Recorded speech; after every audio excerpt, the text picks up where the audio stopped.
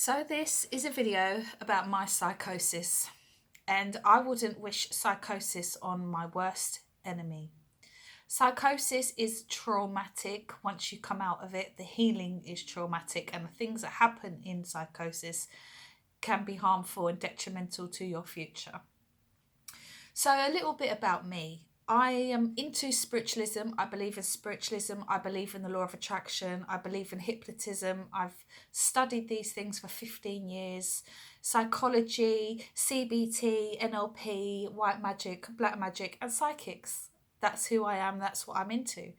And before I had gone through the psychosis, I'd been to a spiritualist church. I was having NLP, neuro-linguistic programming coaching. I'd moved house. I changed my mobile number, and I had just had cosmetic surgery, and I had stitches in my eyes. Okay, and a lot of people were looking at me like I was a battered woman. I had to go around with sunglasses on. I would call my psychosis as entering the spirit world.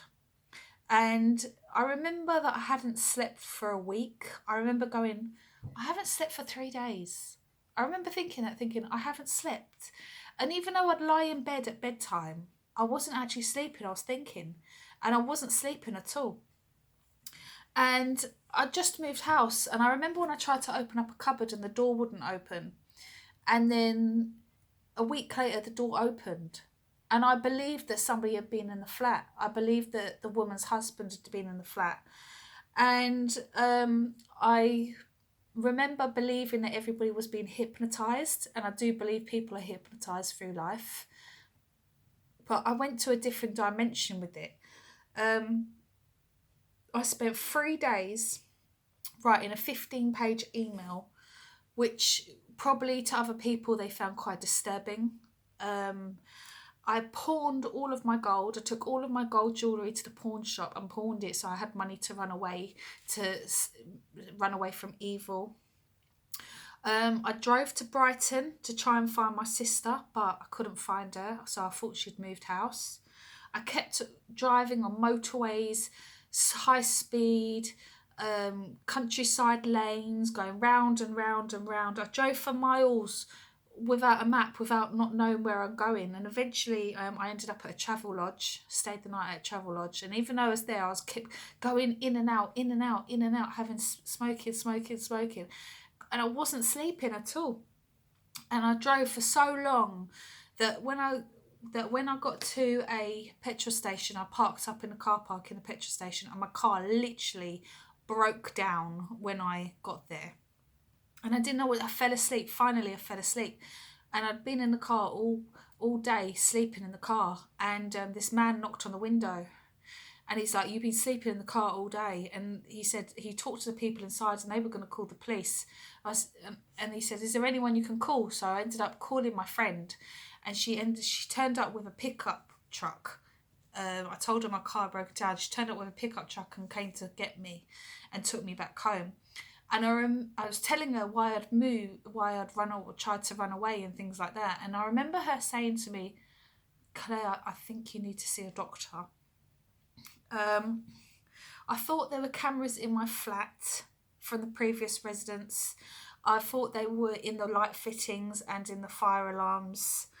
I thought Nigerian witchcraft was involved because I saw broken glass, I saw wood shavings and an old apple. So I put salt outside my front door and outside the balcony doors so that evil couldn't enter my home. I taped up the light fittings where I believe the cameras were so the cameras couldn't see me. I was still paranoid. I switched off the electricity and put candles on in the bathroom so I could have a wash without anybody looking at me through cameras. I believe that hypnotising sounds. I believe that the intercom to my flat, when it goes beep beep beep, I believe that was hypnotising, so I cut it so that nobody could press my intercom so I wouldn't hear the hypnotising sound. I bolted my front door and left my flat through the fire escape, and then that meant that I couldn't get in because it was bolted. I got a friend to come round and with bolt cutters to let me into my property. I went to Kent for a week to see my friend, and all week I was doing is like that breathing. And she said to me now, she says to me, she knew that there was something wrong with me. And when I was there, she kept saying, Claire, I think you might need to see somebody. But I was like, nope, we're all being hypnotised. Nope, I'm going to prove to you we're being hypnotised. And then I still had the stitches in my eyes. And she was like, you need to see a doctor. But I wasn't due to see my surgeon for a few days. So I went up to the NHS private eye hospital to get my eyes looked at. And they said it was fine. I got the bus up there. I believe that the whole high street was involved. I believe that it was a game show and that my friends were psychically sending me messages and that what I was predicting conversations that were occurring. I believed it was a massive piss take and it was a joke and it was a game show. Smells, I believed that smells was the game show. I could smell things really strongly. I went to a cafe and I'm writing messages because I believed that the police were coming through viewing me through their cameras. I did a lot of stuff believing that I was being followed. I believed that it was a game show and that the game show and the psychic connections were so strong that the police had to take over it and that they were watching me. My friend stayed the night. I put the mattress in the middle of the room underneath the light so that the cameras and the light wouldn't see us. I also did I did so much stuff believing that I was being followed.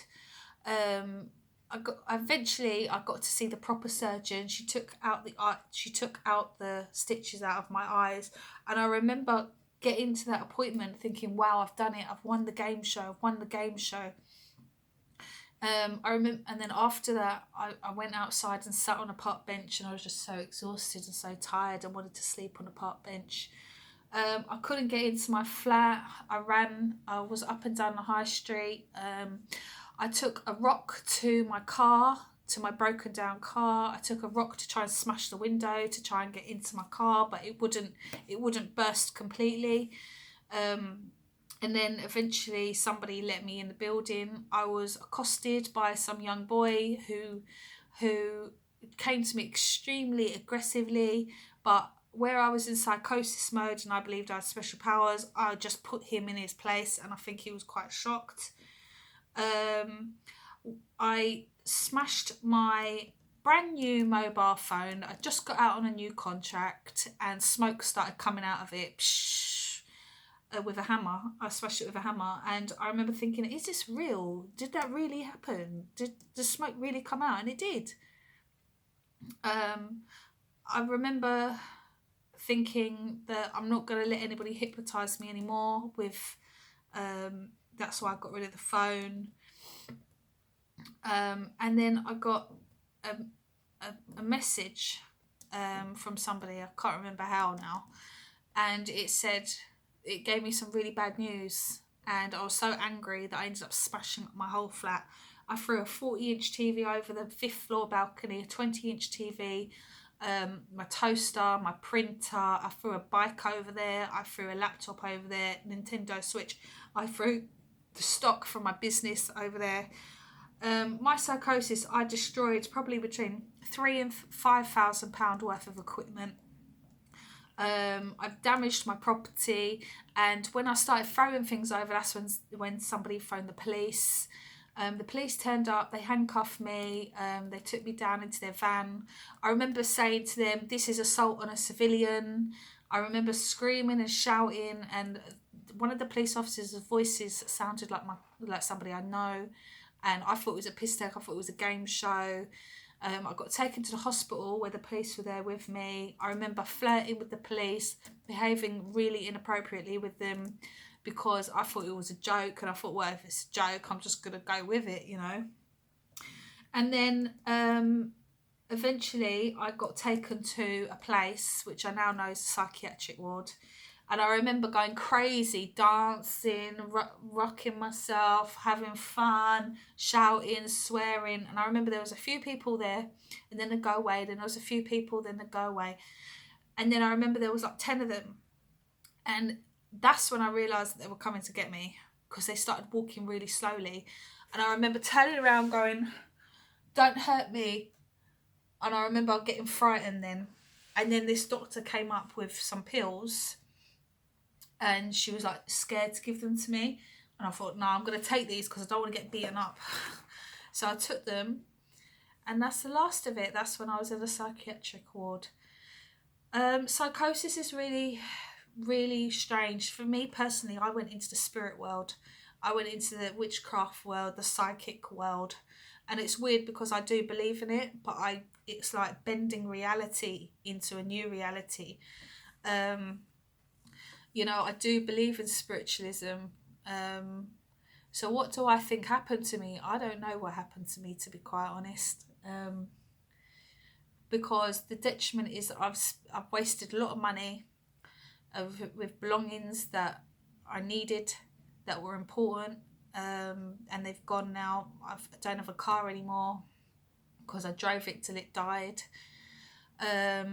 My life circumstances have changed because of it, and waking up from psychosis to the life that you've created because of psychosis, and accepting it is really painful, and also the fact that you were ill and you didn't know you were ill and that other people could see it is not easy.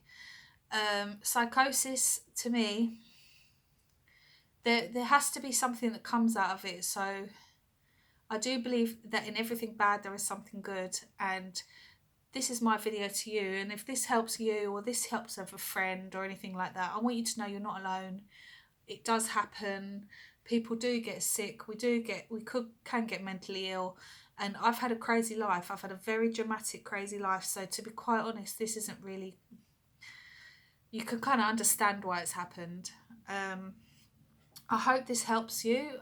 If you've got any questions or anything like that, put them down below. I'm happy to answer. Take care now. Bye-bye.